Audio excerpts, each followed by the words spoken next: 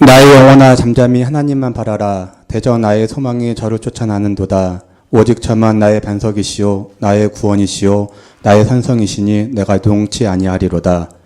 우리의 굳건한 반석과 산성이 되신 하나님, 우리의 일상 가운데 동행하여 주시고 우리의 삶을 지켜 보호하여 주셔서 우리가 어디에 있든지 어떤 환경에 처하든지 우리를 지키시고 인도하여 주시는 사랑의 하나님, 이 시간 우리 모두가 하나님 전에 나와서 하나님께 찬송과 영광과 경배를 드립니다. 또한 우리 주 예수 그리스도의 십자가의 대속으로 말미암아 우리를 죄에서 구원하여 주시고 우리를 거룩한 하나님의 자녀로 불러주시서 하나님의 그 기뻐하신 뜻 가운데 우리를 지켜주시고 보호하여 주심을 인하여 감사드립니다. 하나님, 우리가 비록 사망의 음침한 골짜기를 다닐지라도 해를 두려워하지 않으면 하나님께서 우리와 항상 동행하여 주심을 우리가 알기 때문입니다. 하나님께서 우리와 동행하여 주시니 우리 영혼이 담대히 이 세상을 향하여 나갈 수 있도록 인도하여 주십시오. 이 세상의 수많은 죄악과 거짓, 위선, 그리고 잘못된 사상 가운데 우리 영혼이 하나님을 향한 믿음을 잊지 않도록 성령님께서 우리 각 사람의 심령을 굳건히 붙잡아 주시기를 간구합니다. 그러나 하나님, 우리의 나약함과 부족함을 하나님께서 아시오니 우리가 넘어질 때 우리를 굳건한 안식처가 되어주시고 우리가 죄의 수렁에 빠지려 할 때 우리의 굳건한 기둥이 되어 우리를 인도하여 주십시오. 그래서 하나님을 더욱 의지하고 신뢰하며 우리의 믿음이 굳건히 세워나갈 수 있도록 붙잡아 주십시오. 하나님, 또한 우리에게 하나님을 온전히 아는 지식을 깨달을 수 있기를 간구합니다. 진실과 거짓이 혼자는 이 세상의 지식은 하나님을 아는 참된 지식으로부터 우리의 눈을 가리고 있으며 우리의 부패한 죄성은 참된 지식이 어떤 것인지 분별할 수 없습니다. 우리의 힘으로는 우리 앞을 가로막는 이 장벽을 벗어날 수 없으니 오직 하나님만이 우리를 참된 진로로 인도하여 주시기를 믿습니다. 또한 우리가 가진 모든 것들이 하나님으로부터 나온 것을 우리로 알게 하사 우리가 가진 것을 헛되이 자랑하지 않게 하시고 오직 겸손한 마음으로 하나님께서 베풀어 주신 것을 감사하며 그 은혜를 찬양하게 하옵소서. 하나님, 이 나라를 위해서 기도합니다. 최근 몇 달 동안 이 나라를 둘러싼 환경들이 급격하게 변화하여 때로는 기뻐하고 때로는 근심하였습니다.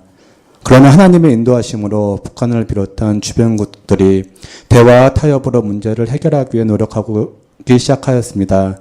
하나님, 이러한 노력이 헛되지 않도록 관련된 이정자들의 마음을 주관하여 주셔서 이 나라의 평화가 정착되고 남과 북이 서로 교류하며 나눌 수 있도록, 그리하여 북한에도 하나님의 복음이 온전히 전파될 수 있도록 인도하여 주십시오. 하나님, 또한 성가교회 모든 성도들의 삶을 하나님께서 인도하여 주시기를 간구합니다. 여름철 더위가 시작되었고 장마가 시작되었습니다. 힘들고 지치기 쉬운 이때 우리 성도들의 건강을 지키시옵고 특히 어린아이와 연로하신 분들의 건강을 하나님께서 인도하시기를 원합니다. 하나님, 우리에게 참된 복음을 전파하여 주시는 목사님과 교육자들을 하나님께서 인도하여 주셨기를 간구합니다. 그 영혼을 강건하게 붙잡아 주셨고 하나님의 말씀을 묵상할 때 그 말씀의 의미를 잘 깨달을 수 있도록 지혜를 허락하여 주셨고 또한 성도들에게 전파할 때 바른 말씀이 온전히 전파될 수 있도록 성령님께서 함께하여 주옵소서. 하나님, 우리의 모든 것이 하나님께로부터 왔사오니 온전히 하나님만을 의지하고 하나님만을 바라보는 믿음을 허락하여 주셨기를 간구하며 오늘 예배 가운데 함께 하시옵기를 간구합니다. 이 모든 말씀을 우리 주 예수 그리스도의 이름으로 간구합니다.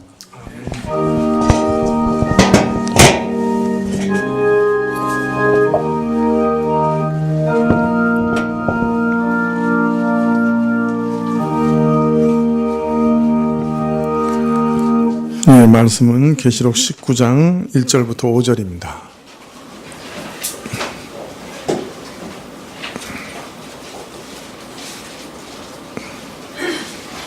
계시록 19장 1절부터 5절입니다.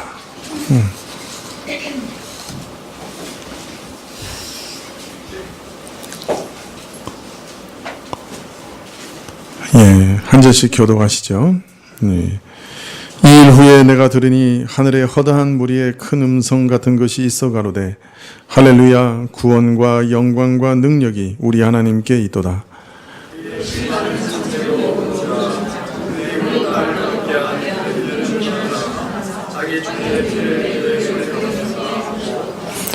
두 번째 가로되 할렐루야 하더니 그 연기가 세세토록 올라가더라.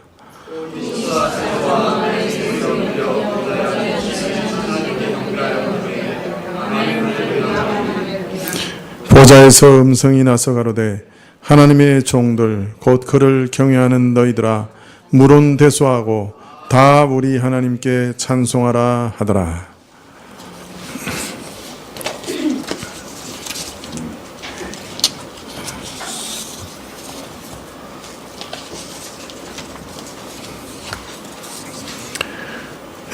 계시록 18장 23절에서 바벨론의 멸망의 원인에 대해서 말씀하시기를 너희 상인들은 땅의 왕족들이기 때문이라 이렇게 말씀하십니다.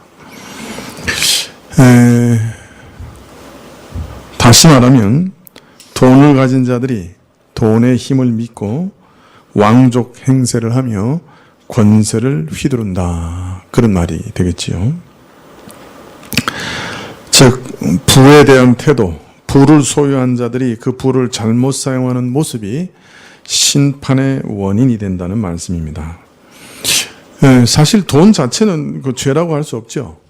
그러나 부패한 인간들이 부하게 되었을 때, 부자가 되었을 때 이 교만하지 않는 경우는 거의 없습니다.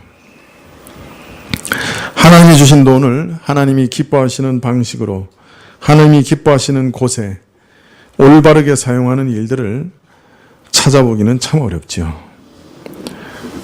돈은 가진 사람들의 마음을, 그것을 가진 사람들의 마음을 교만하게 만드는 묘한 힘이 있습니다. 가졌다는 것 자체, 그것 때문이라도 목에 힘을 주게 되고, 이상하게 거만하게 되고, 사람을 무시하게 되고, 심지어 하나님도 우습게 보게 하는 것이 돈의 거짓된 힘입니다.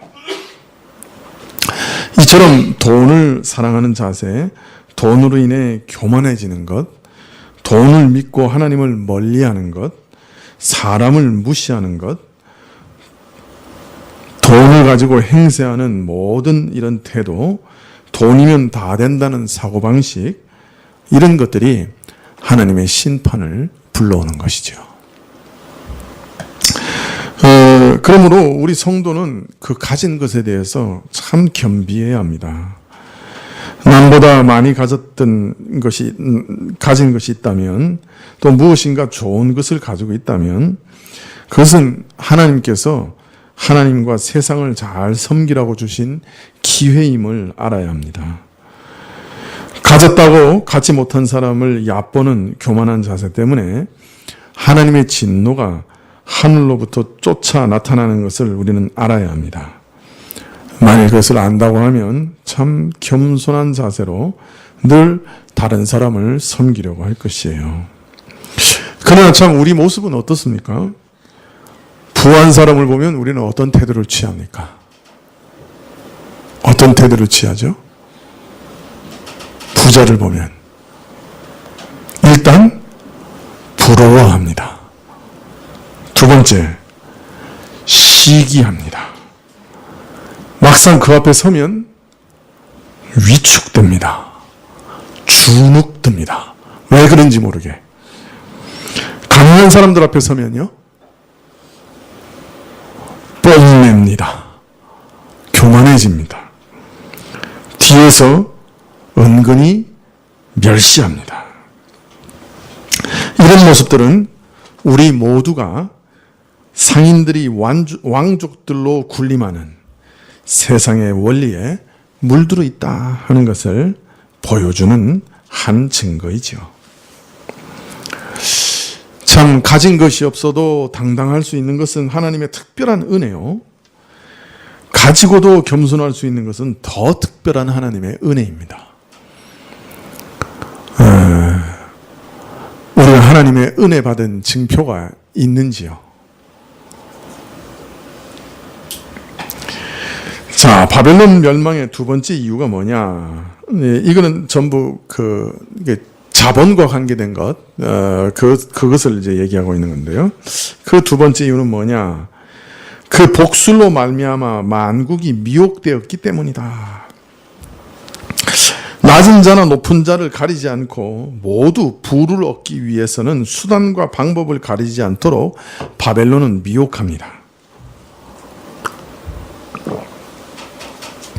그리고 이런 유혹의 배후에는 악한 영의 역사, 미혹이 있다고 하는 것을 복술이라는 말로 암시하고 있습니다. 바벨론은 모든 나라와 백성들이 추구하는 최종 목표가 부요와 사치가 되게 만듭니다. 그것을 위해 수단 방법을 가리지 않게 만들죠. 모든 사람들을 꿰어내어서 돈이면 무엇이든지 할 수 있다. 머니가 뭐라도 머니가 최고다. 뭐니 해도 머니가 최고다. 돈 소리치며 살도록 미혹합니다. 이처럼 바벨론은 바로 돈을 최고의 가치로 여기게 하고 돈을 우상으로 섬기도록 조장하는 나라인 것이죠. 그래서 돈이 되면 사람의 생명 같은 것은 문제 삼지 않습니다. 식품에 온갖 나쁜 것을 섞어 넣으면서도 아무런 가책도 느끼지 못하죠. 바벨론의 복술에 미혹당하면 돈이 되느냐 안 되느냐 모든 것의 기준이 그것이 됩니다. 어떤 일을 할지 말지를 결정하는 것도 바로 이 질문이죠. 돈이 되면 하고 안 되면 안 하는 것이죠. 바로 이런 복술, 이런 미혹, 이것이 바벨론이 멸망하는 두 번째 이유입니다. 세 번째 이유가 뭐냐? 바벨론의 원리를 거부하는 사람들, 곧 선지자들과 성도들이 그 피를 흘리게 만든 것이 그 바벨론의 멸망의 이유입니다. 돈이 신이 아니라고 말하는 선지자들은 핍박을 당하고 죽임을 당하는 세상입니다. 돈이 될지라도 하나님 보시기에 의롭지 않은 일은 할 수 없다고 거절하는 성도들은 이 세상에서 왕따를 당하게 되어 있습니다. 바벨론의 원리를 거스리는 자에게 바벨론은 너무나도 잔인하고 무자비합니다. 의를 외치며 바벨론이 악하고 음란한 실상을 드러내는 성도들과 선지자들은 핍박을 그래서 피할 수 없는 것이죠. 여러분 어떻습니까? 우리가 이 계시록을 읽을 때 이 표현이 좀 많이 낯설죠. 뭐 짐승, 뭐 음녀, 뭐 그죠? 막 이러니까 우리하고는 이 바벨론이 기록된 시대나 뭐 사정이 참 아주 멀거나 우리와는 상관이 없는 아주 특수하고 특별한 일을 지금 기록하고 있다 이렇게 생각하기 쉽습니다. 그러나 조금만 살펴보면 이런 계시록의 말씀은 오늘 우리가 지금 경험하고 오늘 우리에게 닥치고 있는 이 일을 말하고 있다는 것을 알 수 있습니다. 이 바벨론의 유혹과 그 영적 음행도 사실 별다르게 특별한 것이 아니죠. 오늘 우리 일상생활에서 경험하는 그 돈의 유혹, 이 세상의 그 참 그 반짝거리는 그 유혹, 뭐 이걸 다 그걸 얘기하고 있는 거 아닙니까? 세상에서 늘 부딪히는 그런 일들을 상징적으로 그리고 있을 뿐이죠. 우리가 지금도 오늘 그 유혹을 겪고 또 그 핍박을 겪고 있는 것이죠. 자, 그런데 이런 말씀을 드리면 또 이런 오해를 하실 수 있습니다. 그러면 이때까지 내가 그 가운데 잘 살아왔는데 앞으로는 못 살겠느냐? 내가 지금 바벨론에서 살아온 거 아니냐? 그죠? 맞죠? 그 바벨론의 유혹 앞에서 지금 내가 지금까지 살아온 거 아니냐? 그 잘 살아왔는데 뭐 그게 대단한 유혹인가? 이렇게 또 오해할 수가 있습니다. 사실 여러분 대부분이 어떻습니까? 부모 슬하에 도움을 받고 돌봄을 받으면서 무탈하게 학교 잘 마치신 분들이고 이제 어떤 직장 하나 얻어서 그래도 그럭저럭 살아가고 있는 분들이고 그래도 돌아보니 세상을 이렇게 살아왔고 지금까지 살아온 것처럼 또 살면 안 살아지겠나? 그게 그렇게 어렵나? 이렇게 생각하실지 모릅니다. 그러나 여러분이 세상을 한번 거슬러 보려고 해보십시오. 세상의 힘이 얼마나 대단한 것인지 바로 알 수가 있습니다. 아, 내가 이 세상과 등 돌리고 살 수는 없다 하는 것을 바로 아실 수 있을 거예요. 그런데 문제는 바울은 이 세대를 본받지 말라고 우리에게 권고하고 계시는 거예요. 우리 로마서 12장 1절, 2절 아주 좋아하고 많이 암송하는 구절 아닙니까? 근데 사실 그게 간단한 말이 아니에요. 세상을 본받지 말라는 말은 정말 무시무시한 말입니다. 세상을 본받지 말라는 말은 세상과 척을 두고 살라고 하는 말이에요. 거리를 두고 살고 그 세상을 따라 살지 말라는 말이에요. 여러분, 그러나 사실은 발벗고 뛰면서 세상을 따라가도 어떻게든 그 기분에 맞춰 살아가려고 해도 죽을 힘이 드는 게 이 세상살인데 그렇지 않습니까? 이 세상하고 척을 두고 살아가라고 하니 그 죽으란 말이죠.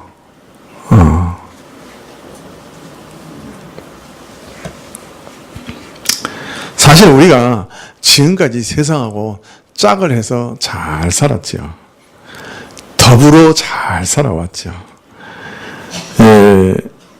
근데 그렇기 때문에 세상으로부터 등을 돌리고 세상의 미움을 받고 세상에 동화되지 아니하고 산다는 게 얼마나 무서운 일인지 잘 모릅니다. 우리가 제대로 안다고 하면 우리는 매일 죽고 사는 영적 전쟁을 치르며 살아가게 될 것이에요.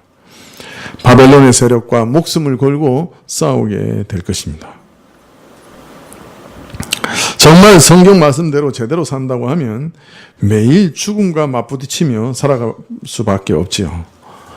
이 바벨론의 유혹, 세상의 영광과 그 아름다움으로 유혹하는 것, 우리가 그 위험을 제대로 파악을 못해서 그렇지 사실은 절대로 가볍게 볼 것이 아닙니다. 그 유혹이 우리를 얼마나 설레게 합니까? 얼마나 우리를 격동시키는지요. 얼마나 좋아 보이는지요.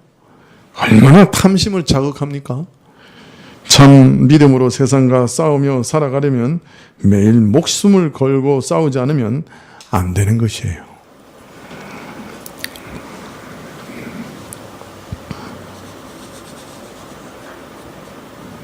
이번에 미국 가면서 그동안 총무하면서 벌어놨던 마일리지를 썼습니다. 근데 이 결단이 필요했어요. 마일리지를 다 털었으면 아내를 비즈니스 칸에 태워서 갈 수 있겠더라고요. 다 털어서 비즈니스를 타고 갈 거냐, 아니면 남겨놓다가 다음번에 한번 더 쓸 거냐. 결단이 필요했는데, 그래서 제가 비즈니스에는 어떤 음식이 나오는가 한번 들어가 봤어요. 자리도 좋을 뿐더러 이 음식이 보통 좋은 게 아니더라. 그래서 싹 유혹이 올라왔어요.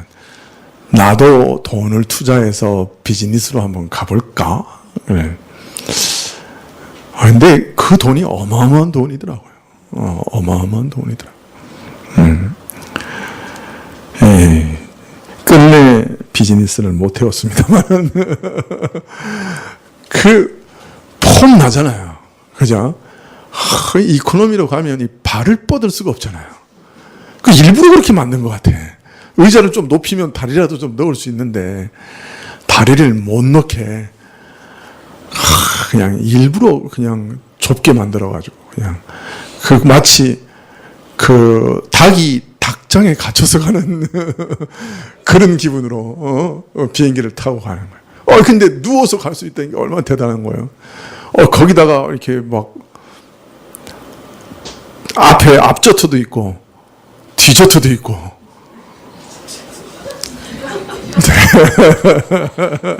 메인도 있고 이런 음식을 준다니 그거 안 부러울 수 있습니까? 그러니까 마음속에서 역시 사람은 돈을 벌어야 돼, 이런 생각이 딱 드는 거예요. 목사도 그게 얼마나 참 목사도 그런 생각 드는데, 그죠? 다른 사람은 어떤 생각이 들겠어요? 그러면서 닭장에 갇혔다가 열 몇 시간 후에 나오면서 그 넓은 앞자리를 보면서 부러운 눈초리로 쳐다보면서 나왔습니다. 여러분, 이 바벨론의 유혹이라고 하는 것은 정말 강합니다. 우리 일상생활에 모든 곳에 숨어 있습니다. 그리고 항상 우리 안에 탐심을 불러일으킵니다. 그 세력은 정말 무시 못할 만한 세력이에요.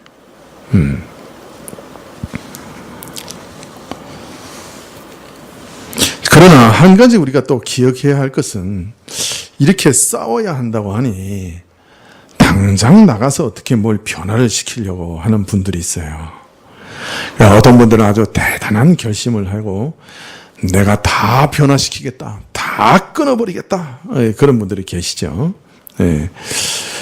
꼭 기억해야 할 것은, 이런 싸움은 우리 자신의 힘으로 이길 수 있는 간단한 싸움이 아닙니다.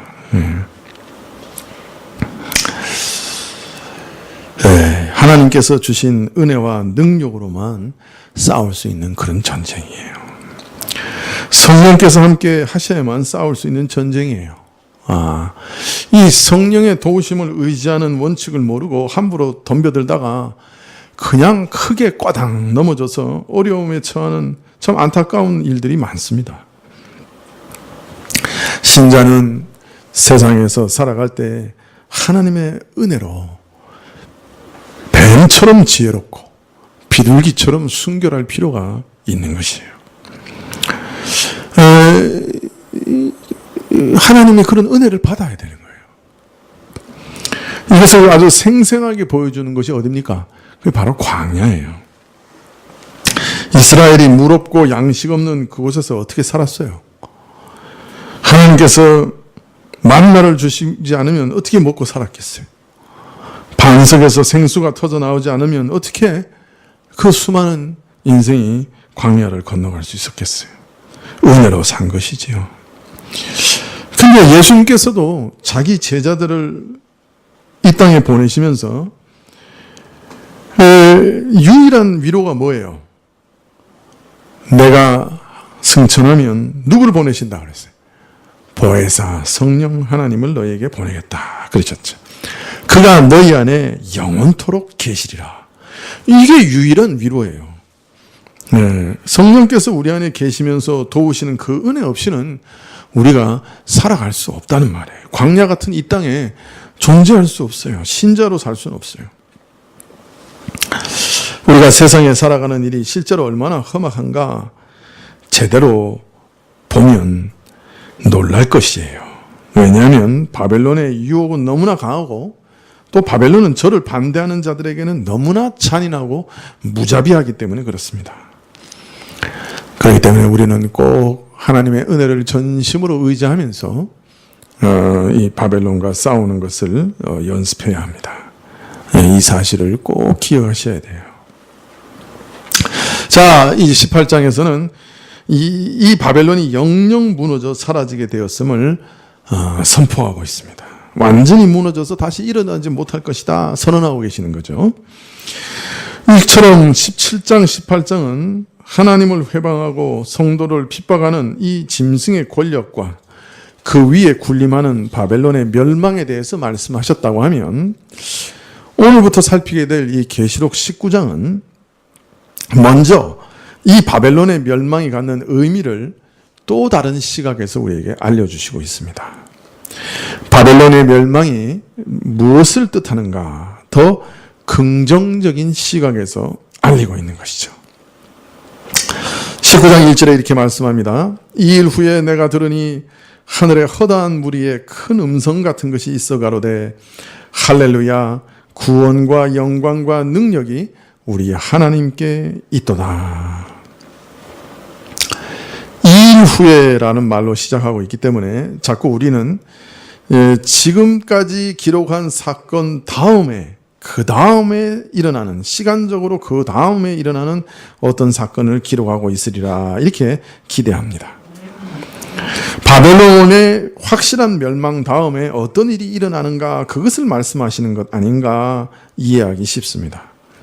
그러나 원래 말은 이 일 후에라고 한정된 말이 아니라 이것들 후에라는 말입니다. 그러니까 요 사건 이후에 그 말이 아니고요. 이것들 후에라는 말인데요. 이 표현은 앞에서도 많이 나왔죠. 그리고 다시금 여러 번 말씀드린 대로 사건 발생의 시간적인 순서를 말하는 게 아닙니다. 다만 계시가 주어진 순서를 나타내고 있는 것이죠. 따라서 19장의 내용을 읽고 그 뜻을 잘 이해하려고 하면 여기 기록된 일들이 시간적으로 어떤 것이 앞서느냐, 무엇이 그 다음이냐 순서를 따지기보다는 똑같은 일을 말하고 있는데 앞에 말한 것과 뒤에 말한 것은 어떻게 다르냐. 즉 앞에서 말한 것에 더해서 어떤 내용을 더 깊이 그리고 더 새롭게 더 풍성하게 드러내 보이느냐. 거기에 주의를 기울일 필요가 있어요. 즉 계시록에서 이 일 후에라는 말이 꼭 시간적으로 그 다음에 일어난 일들을 말하는 것이 아닐 수 있습니다. 같은 것인데 다른 차원에서 설명하는 것일 수도 있는 것이죠. 먼저 요한이 하늘로서 나는 소리를 들으니 허다한 무리의 큰 음성 같은 것이었다. 그렇게 말합니다. 그런데 계시록은 이 허다한 무리가 누구인지는 밝혀주고 있지 않습니다. 허다한 무리라고 할 때는 보통 성도들도 허다한 무리에 속하고요. 천사들도 허다한 무리라고 말할 때가 있습니다. 어느 것인지 아니면 둘 다인지 확실하게 알 수 없지만 5절에 보면 하나님의 종들 곧 하나님을 경외하는 구속받은 자들 즉 성도들에게 지금까지 외쳐진 찬양에 화답하라고 하는 권면이 나오는 것을 볼 수 있습니다. 그렇다면 이 무리는 누구로 보는 것이 좋겠습니까? 1절부터 4절까지 찬양이 나오고 그 다음에 5절에 성도들이 그 찬양에 화답하라고 얘기한다면 이 허다한 무리는 누구로 유추하는 게 좋겠습니까? 천사들로 보는 것이 좋을지 모르겠습니다. 자, 이 허다한 무리가 먼저 할렐루야를 외치고 찬양하고 있습니다.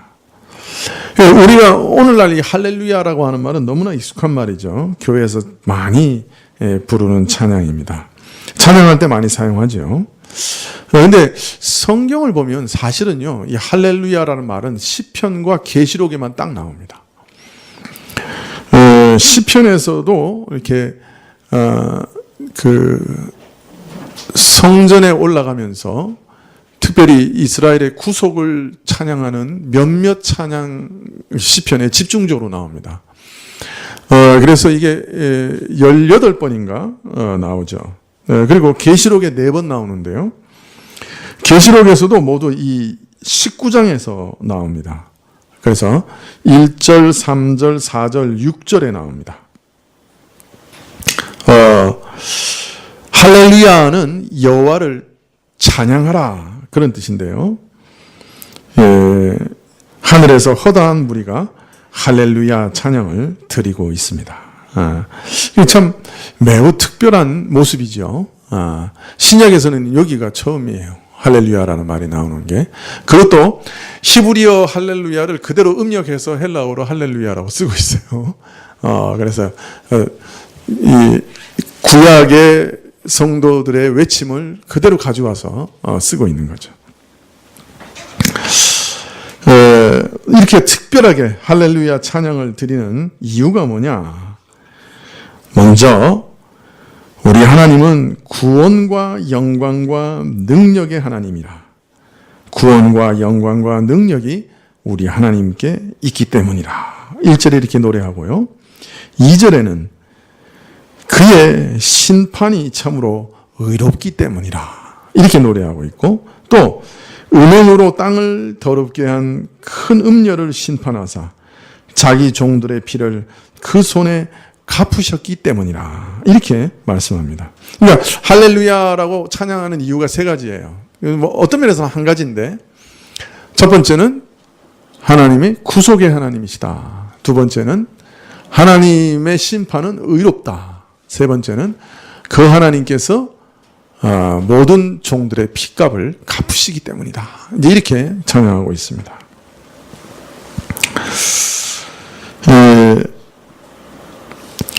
먼저 이 바벨론이 완전히 멸망해서 참 사라질 것을 염두에 두고서 하나님의 구원과 영광과 능력을 찬양했다고 하는 것은 이 바벨론의 멸망이 하나님께서 베푸신 구원과 아주 밀접한 관계가 있다 하는 것을 의미합니다.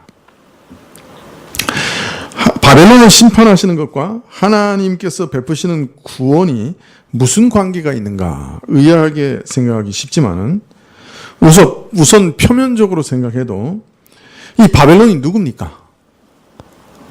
성도의 가장 무서운 대적이죠. 그래서 성도를 미워하고 죽이는 대적 세력인데 이 바벨론이 멸망하면 그 성도들은 어떻게 되겠어요? 자연히 그 바벨론의 모든 핍박과 환난에서 벗어나게 되겠죠. 애굽의 멸망이 이스라엘의 구원을 가져온 것과 흡사하죠. 그래서 그런 의미에서 바벨론의 멸망은 이 성도들의 구원을 가져온다 그렇게 말할 수 있습니다. 하지만 오늘 말씀은 이 바벨론의 멸망이 하나님이 베푸시는 그 구원과 관련될 때 좀 더 깊은 이유와 근거를 가지고 이 바벨론의 멸망이 하나님이 베푸시는 구원이 된다고 우리에게 알리고 있습니다. 우선 하나님께서 바벨론에게 행하신 그 모든 심판이 참되고 의롭다 그렇게 말하고 있습니다.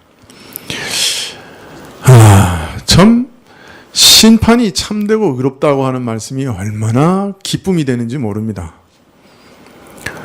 어떻습니까? 우리는 사람들로부터 올바른 취급과 심판을 받고 있습니까? 내가 뭐 당장에 어떤 법정에 서지 않더라도 사람들이 내가 하는 일을 공정하게 판단해 줍니까? 어떻습니까? 여러분은 억울한 일을 많이 당합니까? 공정하고 공평한 일을 많이 당합니까?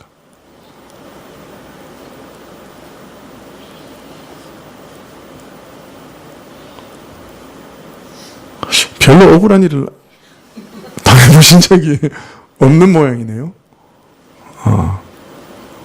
사람들의 판단과 평가가 공정합니까?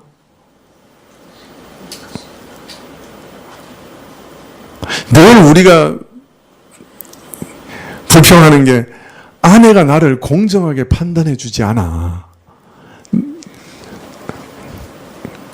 또 아내는 남편이 내 수고를 공정하게 깨닫고 이해해 주지를 않아. 인정해 주지를 않아. 그러면서 늘 불평하지 않나요? 자녀들은 부모가 나를 올바르게 인정해 주지 않아. 나 좀 인정해 주면 좋겠어. 그런 생각 늘 갖고 있죠. 그러나 사람은 자기 자신도 자기가 누군지 모르는 사람들입니다. 자기 자신도 제대로 판단할 줄 모르는 거예요. 자기가 누군지 몰라요. 그런데 그런 사람들한테 무슨 공정한 판단을 기대할 수 있겠어요?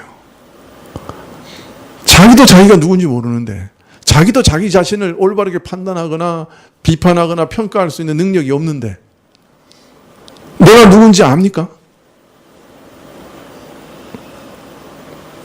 내가 외성적인 사람입니까? 내향적인 사람입니까? 그거 제대로 아는 사람 있습니까? 어떤 때는 엄청 내향적인 줄 알았는데 어느 날 보니까 완전히 미쳤어. 외향적이야. 또 오늘 막 외향적인 줄 알았더니 그렇게 내성적일 수가 없어. 사실 그 하나도 제대로 판단 못하는데 우리가 뭘 다른 사람, 그런 사람들이 공정한 판단을 하기를 기대할 수 있겠어. 그런 사람들이 아무리 노력한다고 해서 이 세상의 재판이 공정해지겠어요? 얼마나 훈련하면 공정한 판단을 할 수 있겠어요?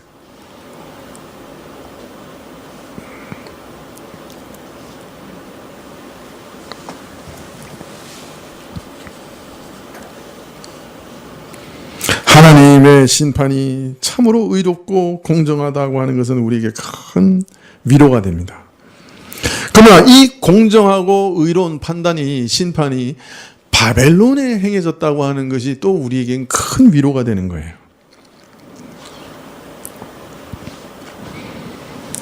그 은행으로 땅을 부패하게 하였던 큰 음녀를 심판하사 그의 손에 흘려진 하나님의 종들의 피를 갚으셨기 때문이다. 바벨론이 열국을 미혹하여 하나님을 저버리고 마귀를 쫓게 함으로써 참으로 영적으로 음행한 그 죄에 대해서, 문 영혼을 사냥하여 죽음과 저주에 떨어지게 한 그 흉악한 죄악에 대해서 진실되게 보응하셔서 그 하나님의 심판의 진실함과 의로움을 확증하셨다.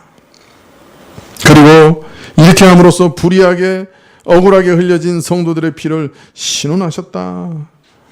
이렇게 밝히고 계십니다. 바벨론에 의한 이런 보응은 결국 바벨론의 불의함을 확증하는 일이요, 하나님의 말씀과 예수의 증거를 지키기 위해 흘려진 억울한 피를 신원하는 일입니다. 성도들의 의로움을 드러내는 일이 되는 것이죠. 이렇게 하심으로써 뒤바뀐 불의와 의로움을, 어그러진 불의와 의로움을 바로 잡으시는 일이 되는 것입니다.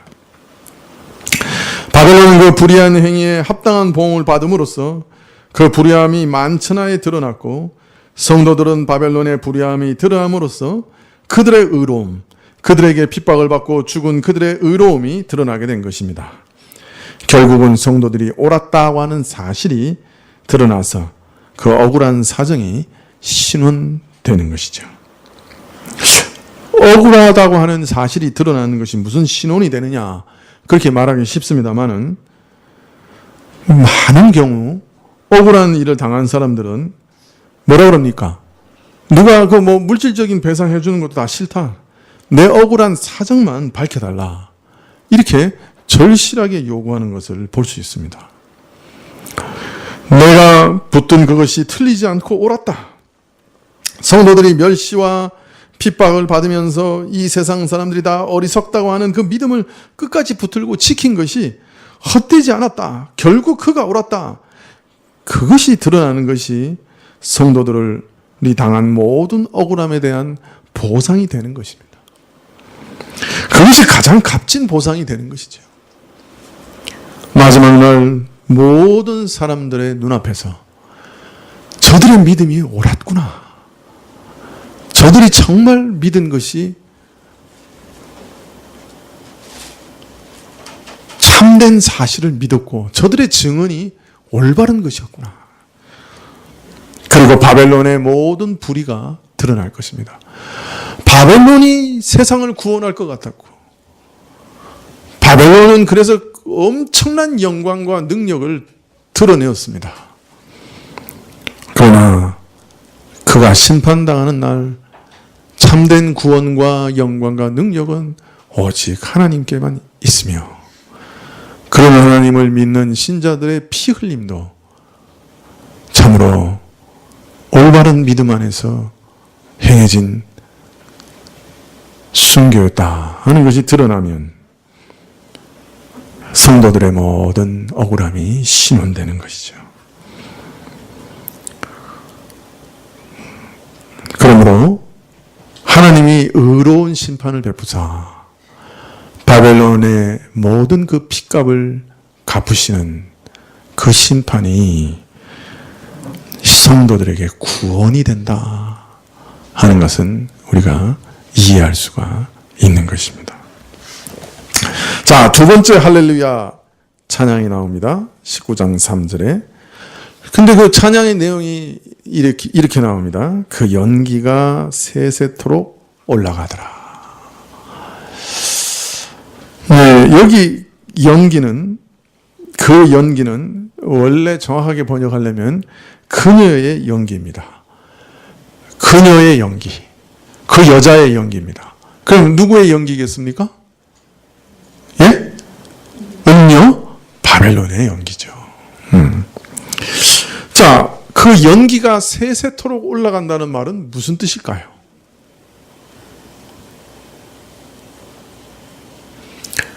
끊임없이 올라온다는 걸까요?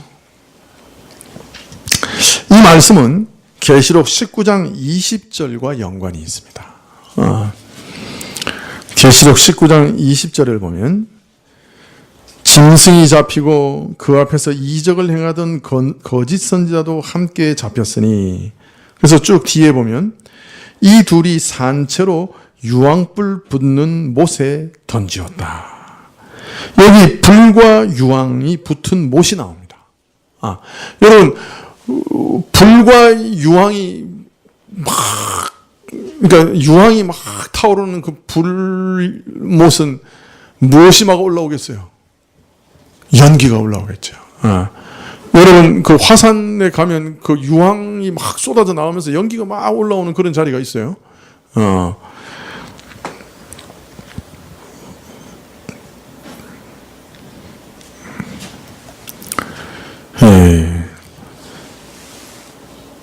바로 짐승과 이적을 행하던 거짓 선지자가 잡혀 산채로 던져진 유황불 못에 연기가 세세히 올라오는 것을 묘사하고 있는 것이죠. 이제 바벨론의 영화는 유황불이 타는 못에 던져져서 영원히 불타는 연기 속에 사라질 것입니다. 그러므로 여기서 바벨론의 연기는 파멸의 연기요, 세세의 연기가 올라간다는 것은 유황불에 던져진 것을 얘기하는 것이고, 다시 돌이킬 수 없는 확정적 심판이 이루어졌다 하는 것을 그림처럼 보여주시는 장면입니다. 오늘 할렐루야, 그 연기가 세세히 올라가도다 라고 노래하고 있는 이유는 그 심판이 영원한 심판이요, 돌이킬 수 없는 심판이요, 확정적 심판이기 때문에 바벨론이라고 하는 죄악의 도시는 영영이 사라지고 말 것이기 때문에 그렇게 찬양하게 된 것이죠. 19장 4절에 또 24장로와 내 생물이 엎드려 보좌에 앉으신 하나님께 경배하여 가로되 아멘 할렐루야 하니, 이제 24장로와 내 생물이 엎드려 아멘 할렐루야를 외치는 것은 앞서 허다한 무리의 찬양에 대한 화답입니다. 앞에서 허다한 무리가 찬양했잖아요. 그러니까 24장로와 내 생물이 아멘, 그렇습니다, 아멘 할렐루야 이렇게 화답하고 있는 거예요.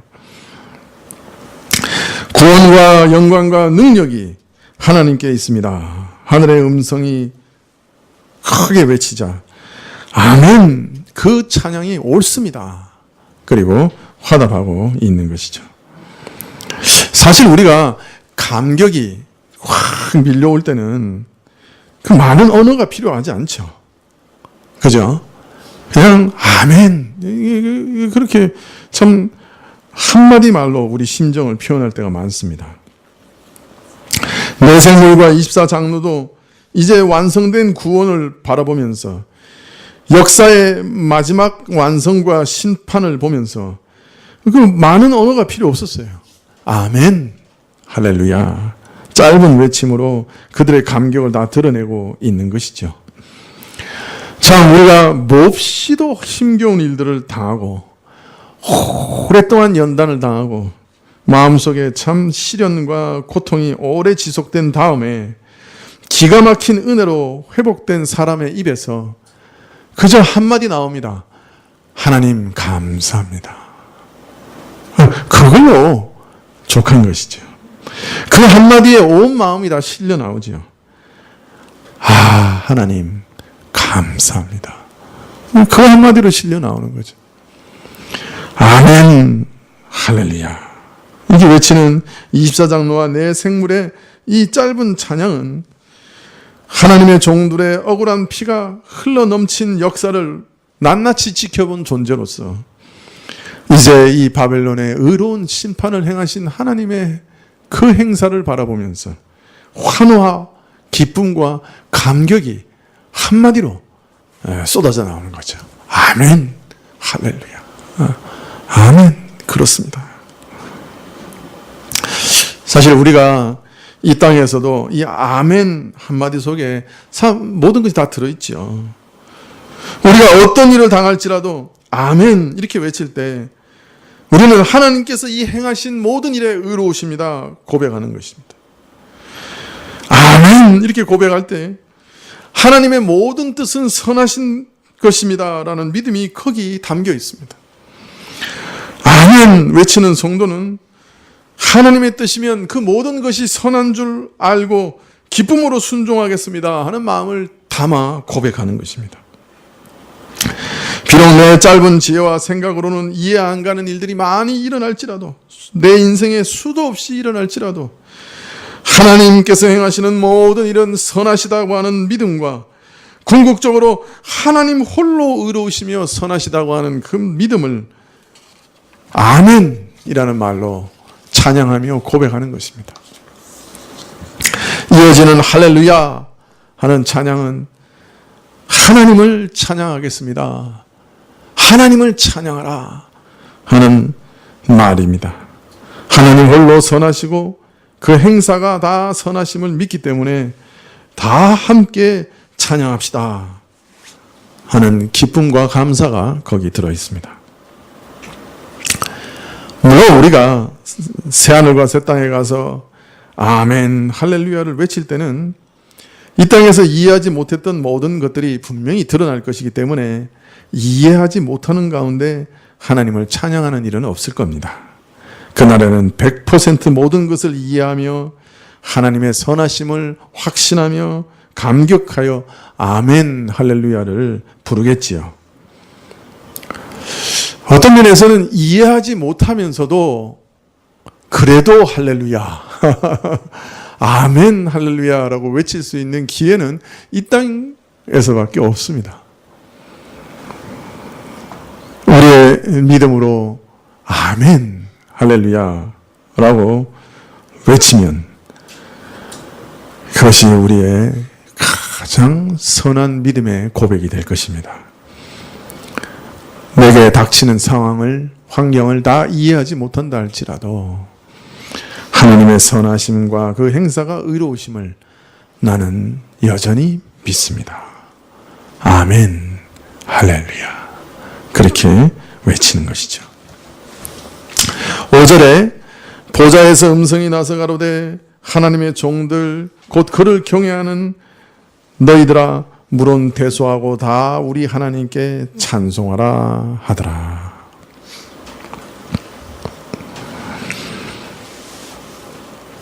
보좌에서 나는 음성이 하나님의 종들 곧 그를 경외하는 자들에게 하나님을 찬송하라고 하십니다. 앞에서 허다한 무리의 큰 음성 같은 소리의 찬양이 있었고 이어서 24장 노아 내 생물의 찬양이 있었습니다. 그런데 이제 구속받은 백성들 하나님을 경외하는 거룩한 성도들은 이 찬양만 듣고 있을 수 있는 그런 듣고만 있을 존재가 아니죠.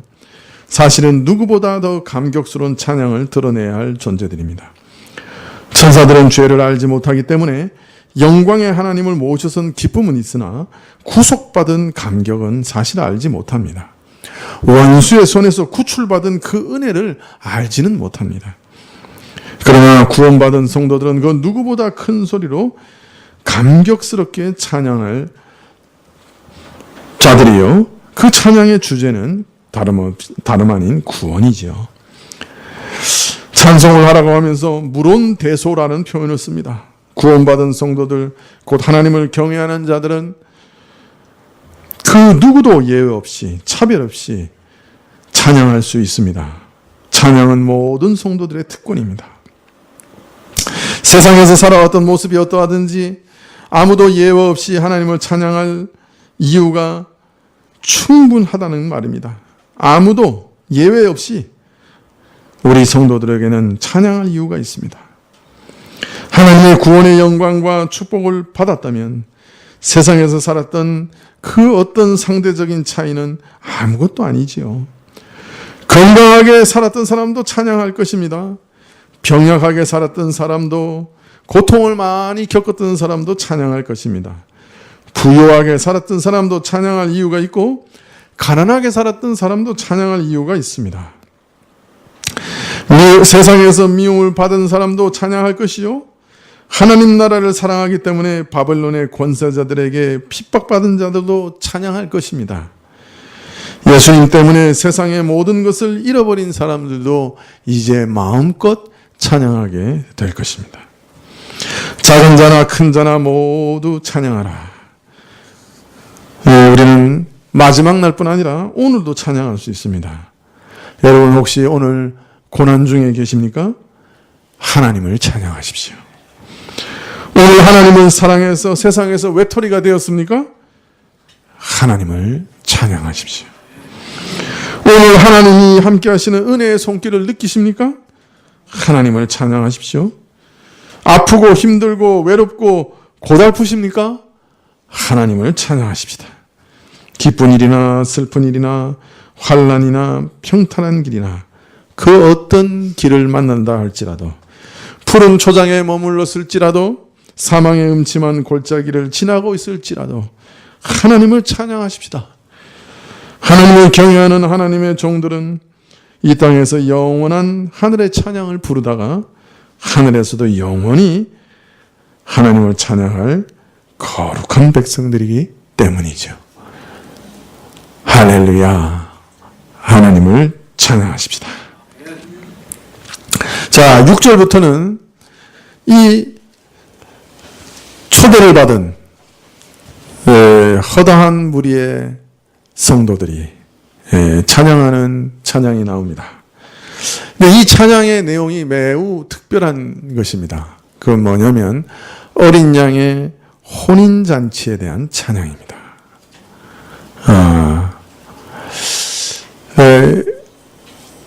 그래서 사실은 이 9장은 이 클라이막스를 향해서 이렇게 달려가고 있는 거죠. 찬양이. 그래서 허다한 무리가 하나님의 구원을 찬양하고, 바벨론의 멸망을 찬양하고, 하나님의 심판의 의로움을 찬양하고, 그 다음에 24장로와 네 생물이 또 바벨론의 그 영원한 멸망과 함께 하나님의 이 일들을 바라보며 화답하면서 아멘 할렐루야로 찬양하고, 그리고 이제 하나님의 모든 종들, 구원받은 백성들아 너희도 이제 찬양하라 이렇게 얘기합니다. 그리고 이제 그 모든 구원받은 백성들의 우렁찬 찬양이 나오는데, 그 찬양의 내용이 의외로 하나님 어린 양의 혼인잔치입니다. 그러니까 바벨론의 멸망과 하나님의 어린 양의 혼인잔치는 아주 긴밀한 연관이 있는 거죠. 그래서 이렇게 클라이막스로 이 찬양이 이렇게 달려나갑니다. 그래서 하나님의 어린 양의 혼인잔치에 대한 노래는 다음 시간에 살펴보도록 하겠습니다. 기도하시겠습니다.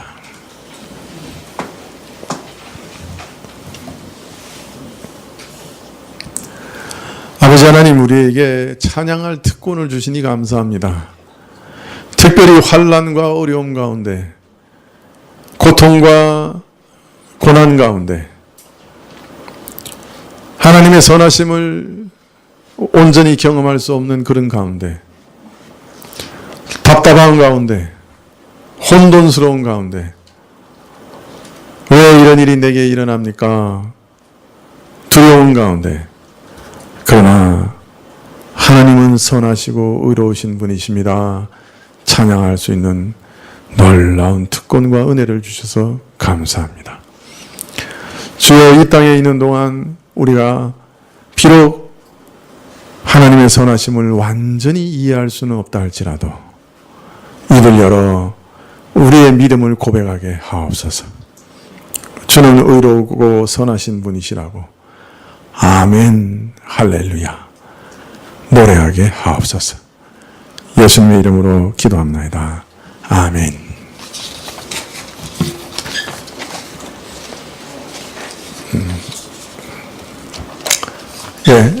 주님 가르치신 기도로 예배를 폐하신 후에 몇몇 분들 위해서 기도해 주십시오. 우리 김주현 집사님 병원을 개업했는데 아직 정상 궤도에 이르지 못한 것 같아요. 지금 여전히 적자 상태인 것 같은데 흑자 상태로 속히 전환시켜 주시고 지속 가능하게 되도록 위해서 기도해 주십시오. 거기서 벌써 우리가 전도해서 세례를 준 일도 있고 이렇게 사람들의 열매를 거두고 있거든요. 하나님께서 그런 일들을 지속할 수 있도록 위해서 기도해 주시면 고맙겠습니다. 우리 윤영호 권사님도 새로운 그 학원을 시작하셨는데 그 생각과는 좀 다른 것 같아요. 하나님께서 좀 더 많은 학생들 보내주시고 최소한 5년 이상 지탱되기를 기대하고 있는데 하나님께서 소원을 들어주시도록 위해서 기대해 주십시오. 우리 혜영이와 혜수가 호주에 무사히 도착을 했는데요.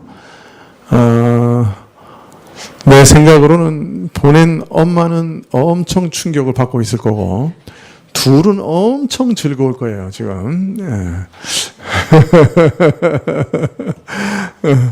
우리 권사님 그 허전한 마음 잘 달랠 수 있도록 하나님께서 위로해 주시도록 기도해 주시고 두 딸이 거기 보내신 하나님 뜻이 있다면 다 이루고 또 돌아올 수 있도록 위해서 기도해 주십시오. 우리 김기영 집사님 사업을 오랫동안 해오신 분인데요. 광고 사업을 하시는 분이에요. 그 인쇄된 종이로 이렇게 뭐 이렇게 그 지하철에서 이렇게 사진들이 이렇게 붙어 있는 거 있잖아요. 뭐 그런 것 인쇄하시고 하시는데 뭐 계속 경기가 안 좋아서 사업이 좀 어려우신 것 같아요. 우리 김기영 집사님 사업 위해서도 또 돌파구를 주시도록 위해서 기도해 주시면 좋겠습니다. 주님 가르치신 기도로 예배를 폐하겠습니다. 하늘에 계신 우리 아버지시여, 이름이 거룩히 여김을 받으시오. 나라에 임하옵시며 뜻이 하늘에서 이룬 것 같이 땅에서도 이루어지이다. 오늘 우리에게 일용할 양식을 주옵시고 우리가 우리에게 죄 지은 자를 사하여 준 것 같이 우리 죄를 사하여 주옵시고 우리를 시험에 들게 하지 마옵시고 다만 악에서 구하옵소서.